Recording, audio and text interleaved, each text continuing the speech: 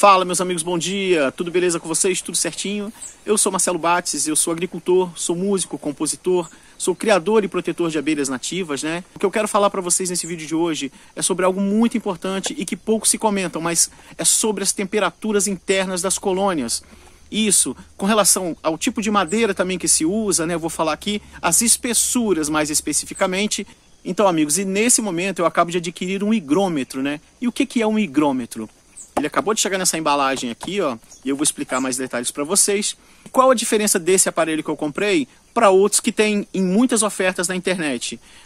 Porque há vários medidores de temperatura e de umidade, né? Tá certo? Só que esse aqui, ele faz 4 medições ao mesmo tempo. Ele faz a medição através de um sensor, ou seja, eu posso fazer a medição aqui da temperatura e da umidade externa, e com esse sensor eu posso ligá-lo a um ambiente fechado, que é o que eu mais queria, para um ambiente de uma caixa, por exemplo, e ali dentro fazer as medições, tanto do calor quanto da umidade daquele ambiente. E o que eu falo para vocês, esse assunto agora é muito importante para iniciantes na meliponicultura, criadores também já experientes, porque através dele vocês vão ter uma ideia da espessura da caixa que vocês têm e que tipo de comportamento está ocorrendo dentro da colônia.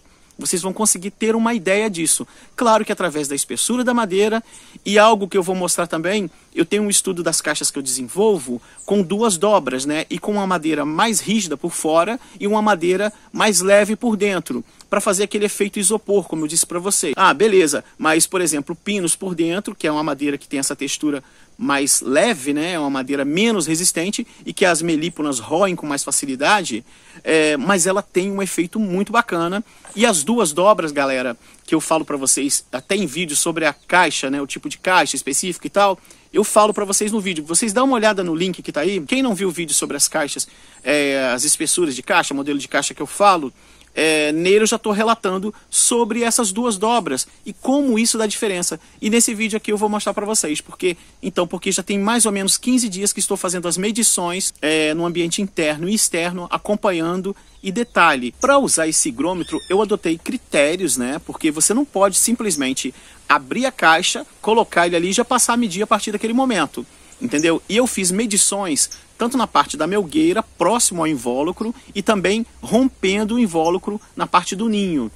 Então, se eu fiz um rompimento do invólucro, o que acontece? Eu passei normalmente ali, igual foi no meu caso, aquelas 3, 4 camadas, coloquei o sensor ali dentro e esperei em torno de 30 horas no mínimo para cicatrização do invólucro, para as abelhas fecharem tudo e fazerem as galerias, que é onde elas controlam a umidade e o calor do interior do ninho, correto? Então assim, toda vez que vocês abrem aquele invólucro para observar o que está acontecendo ali dentro, toda vez vocês fazem um atraso absurdo na vida da colônia. Vocês geram muito mais gasto de energia, de alimento, desgaste para a colônia, entendeu? Então às vezes se você abrir a alça, ele vai unir muito mais rápido, as abelhas vão ter muito mais facilidade de aderir às partes de cera do que você fazendo um furo para observar uma postura, entre outro detalhe. Agora sim, no ambiente da estufa, quando eu utilizo um ambiente fechado, que muitas das vezes eu utilizo, ali já está um ambiente mais ou menos controlado, então já não fica tão difícil para elas, elas não tendem a querer priorizar muito esse controle do calor e umidade, porque ele já está estabilizado ali por volta dos 27, 28 graus internos, isso dentro do invólucro. Tanto o calor quanto a umidade do ambiente dentro do invólucro, como ele ali ao lado nas melgueiras, na parte da melgueira, ou mesmo nos potes ao lado do ninho, é impressionante. Ele dá uma diferença de 5, 6 graus e dá diferença sempre no controle da umidade. Então, amigos, e o importante de vocês verem um vídeo como esse é que, com certeza, por causa de um vídeo como esse, quando vocês olharem para a caixa que vocês têm, com a espessura delas e o tipo de madeira que vocês têm ali, seja uma madeira mais leve, uma madeira mais rígida, como o angelim, que eu utilizo bastante, vocês vão ter uma ideia de quanto vai estar a temperatura. Quando vocês olharem no tempo, porque é importante também vocês terem um termômetro na prateleira de vocês. Sempre tenham na prateleira do meliponário de vocês um termômetro. É necessário, eu tenho aqui já desde o comecinho, sempre tive um termômetro pendurado aqui e outro ali, tem sempre um termômetro por aqui. E com isso vocês vão ter uma ideia de como possa estar a temperatura ali dentro daquela caixa. As caixas que eu notei com 2 dobras, como as que eu faço aqui e venho estudando, tanto para as jataís quanto para as nanotrigonas, as escaptotrigonas, eu venho utilizando essas duas dobras, uma madeira mais firme e uma madeira mais mole, digamos assim, menos resistente. E eu noto uma diferença fantástica, porque o que eu noto é que o tempo para passar o frio demora mais com essas duas camadas. E também para passar o calor externo, ele também é mais lento. E as abelhas, elas aumentam a temperatura interna também, porque através do calor corporal, né, há indivíduos de abelhas ali dentro que estão capacitados para fazer isso naquele momento, aquecer crias e tal. Então o que acontece? Essas abelhas conseguem aquecer seus corpos, aquecer o interior da colônia e propagar aquele calor. Imagine isso dentro de um invólucro, daquela bolinha fechada ali, daquela cera levinha, cera fresca, né? A cera está sempre úmidazinha e leve. Então assim, aquela proteção, aquela cúpula ali do invólucro, já tem todas as galerias que passam ali por dentro, os corredores de ar úmido, ar mais seco, e as abelhas ventilam de dentro para fora e de fora para dentro. Em vídeos mais para frente eu vou mostrar, eu peguei fios de cabelo e coloquei na porta da entrada das colônias, e eu vi como as abelhas ventilam de dentro para fora para tirar tanto calor e também para exalar odores feromonais dos machos em ritual de reprodução. Então, há abelhas e machos que vão para a porta e eles também sopram as ventilações de dentro para fora e fazem também esse inverso.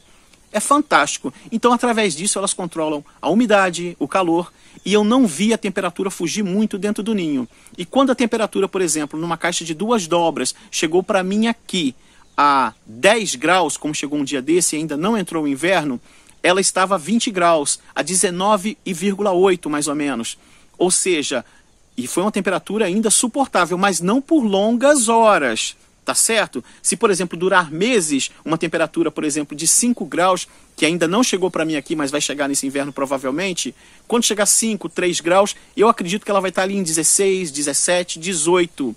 Uma temperatura que por algumas horas ainda é suportável, mas se estender muito tempo começam a morrer as larvas dentro das células de cria.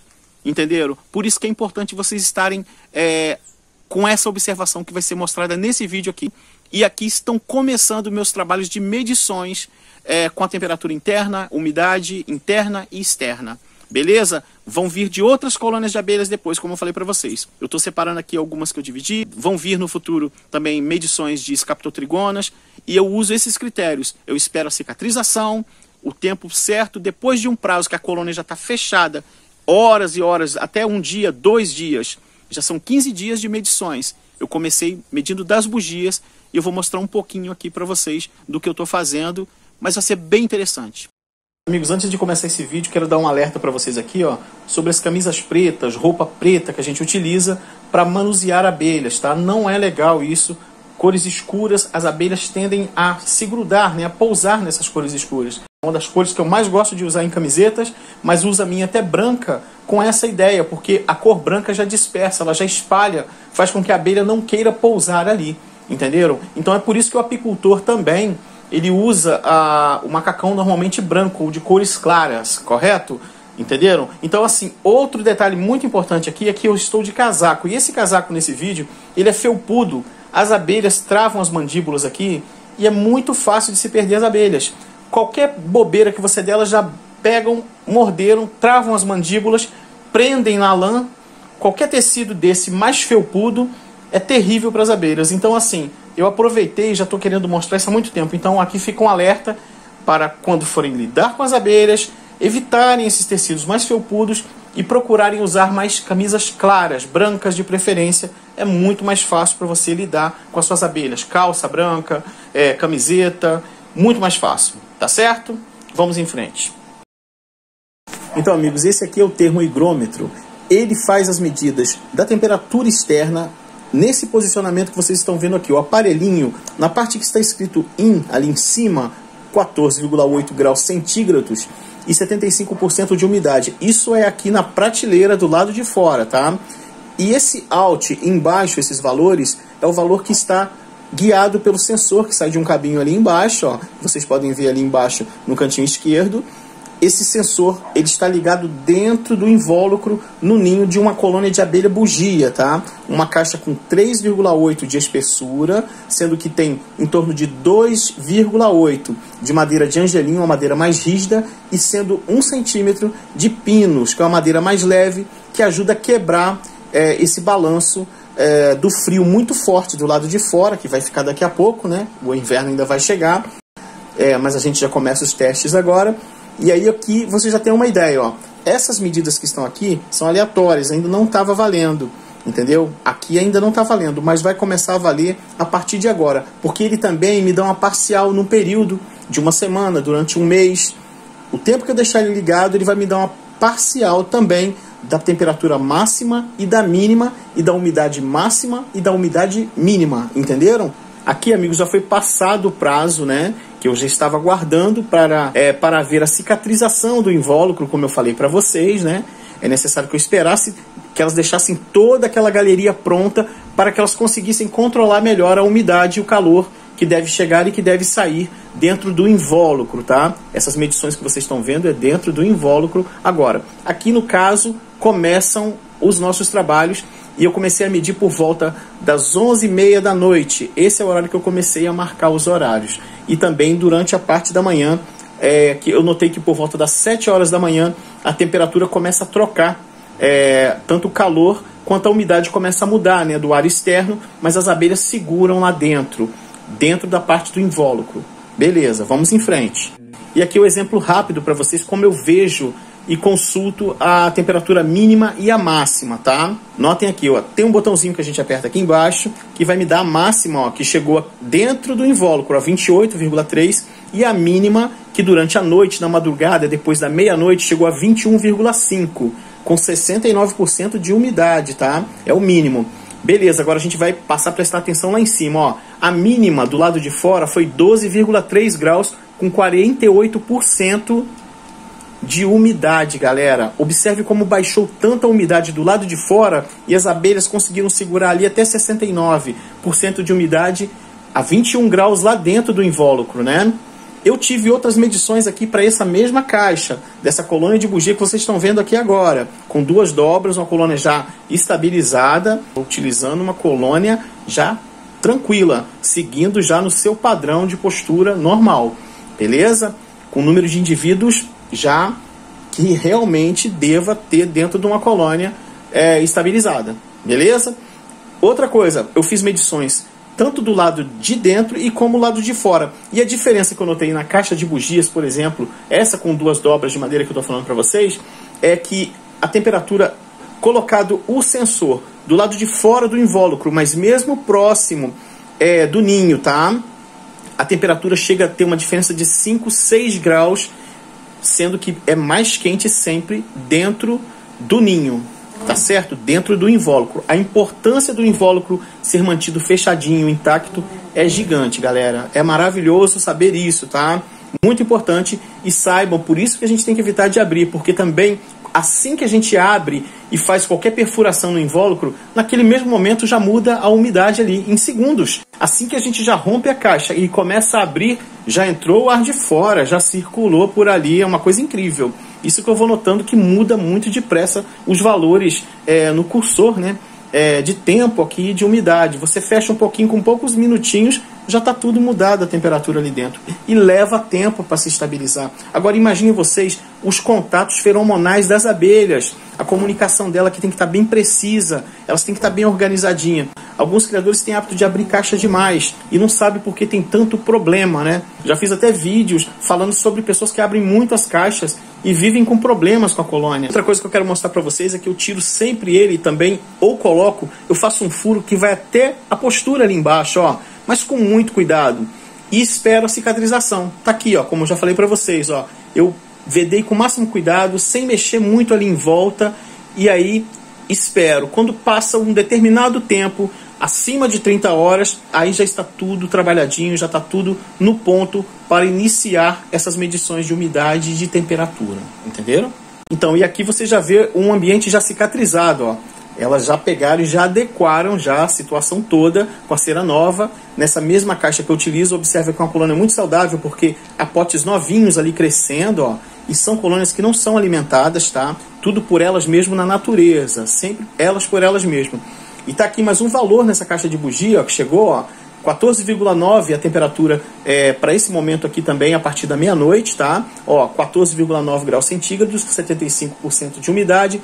E aqui, e do lado de dentro, no sensor, tá 22,6 graus centígrados e 85% de umidade. A umidade dentro do invólucro sempre controlada ali por volta dos 70 aos 90, tá? Essa foi a caixa que eu utilizei a medição, a primeira das caixas, né? Mas estou medindo várias outras delas.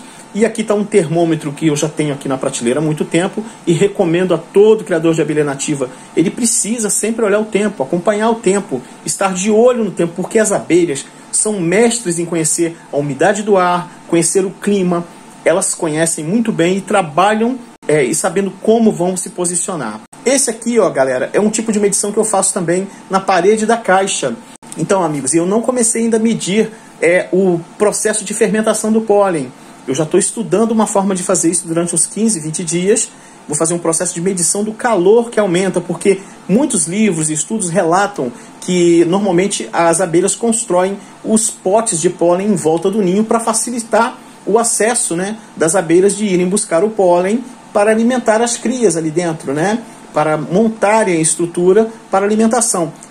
O que eu acredito através de observação é que esses potes de pólen já são construídos também estrategicamente, isso é um ponto de vista meu, tá? De observação, que já vem há alguns anos observando. Eu noto que eles aquecem no processo de fermentação, que é natural, é normal. Neles aquecerem favorecem também a manter as crias mais aquecidas, tá? Então é isso, eu, por exemplo, não encontrei ainda material de estudo sobre isso. Até perguntei para a professora Gena, falou comigo bem brevemente, né? A professora Gena é uma referência para nós na meliponicultura, faz um trabalho muito lindo com as abelhas nativas, é uma estudiosa das abelhas, tá? E eu até perguntei para ela rapidinho se ela conhecia algum material assim, de estudo, algum artigo, pá, de valores de medida da temperatura da fermentação do pólen. Ela comentou comigo por alto que desconhece até o presente momento.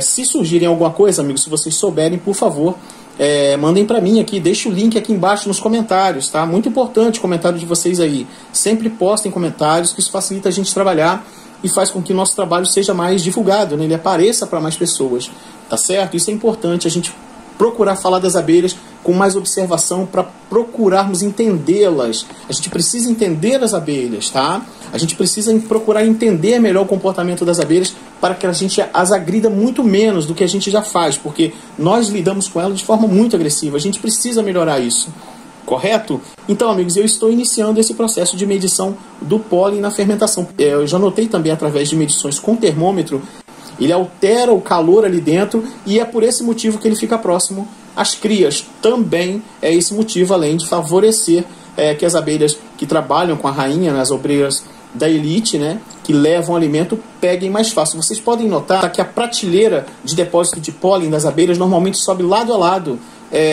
de onde está sendo realizada a postura naquele momento. As abelhas priorizam estar favorecendo o aquecer ali de alguma forma. Mas como não chegaram os estudos sobre isso ainda, a gente vai continuar aqui com os nossos trabalhos e nossos estudos e observações, tá? Vamos firme e assim, tentando mostrar para vocês assim, mais presente nos acontecimentos no interior de uma colônia, tá certo? Então, o que eu falei para vocês, a medição aqui com o sensor do lado de fora, no cantinho da madeira, ele deu valores até com diferença de 5 a 6 graus mais frios do que dentro do invólucro, correto? Isso com uma caixa de espessura de 3,8 centímetros, sendo 2 dobras.